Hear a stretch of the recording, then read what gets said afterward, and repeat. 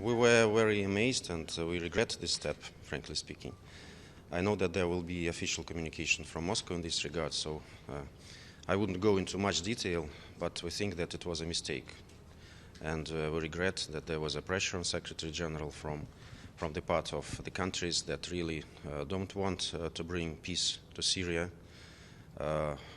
Vasily expressed our position in detail during the last meeting.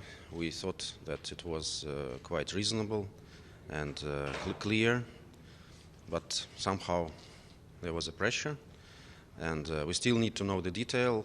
I myself saw this statement in the morning, and it came a little bit unexpected. I wouldn't conceal this. So investigation is not a right path to find the results. It depends whether he has the prerogatives to set up this board or not. We have a lot of doubts and questions whether he has such rights. Not a case of investigation, but you know there have been investigations before, and we gave our assessment of such investigations. There is a lot of fake news about this, a lot of fake situations, like the recent ones. So we doubt very much that this is for the sake of investigation. This is for the sake of blaming Syria and Russia of the things that we do not do. It's again about the notorious white helmets. We exposed them several times, but, well, it's like Alice in Nowhere Land, you know. So what do you suggest, Ambassador? What do you suggest to be done to clear out the truth?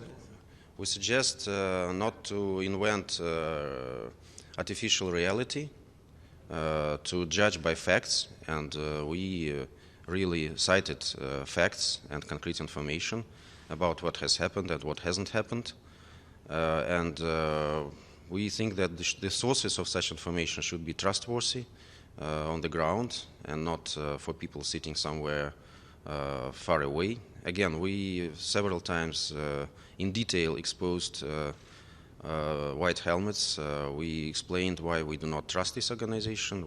We think that the evidence should be taken on the ground. We, in our statement of Ministry of Defense, we indicated concrete information about the claims that were made. But if we invent the truth all the time, invent fake news, so I don't know whether it will help settlement or not. It's a very decisive moment now in Syria.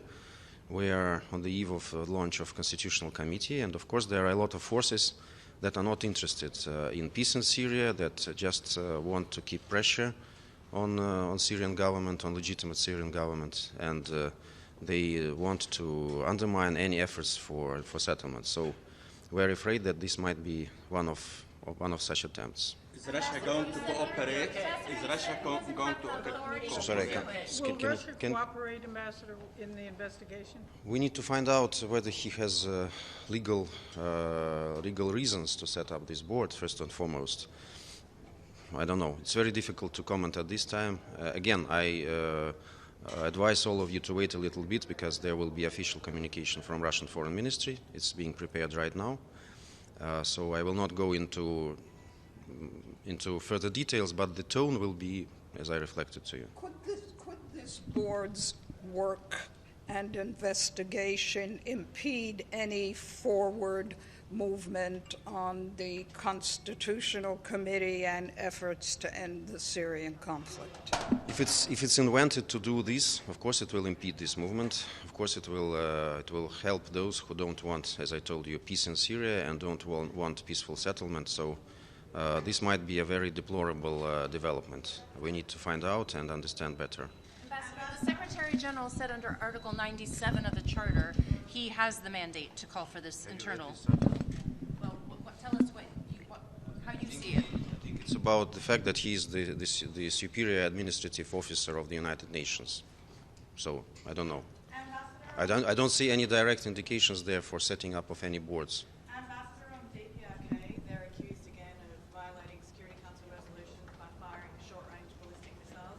Do you think the Council should take any action? We still have very little information, and well, was it ballistic missile or not ballistic missile? What was the launch? How many were launched? So we try to base our position on trustworthy sources and on information that can be verified. I think that there will be a discussion, we will exchange information, we will listen to our colleagues, but I don't think that we should rush to any conclusions through this.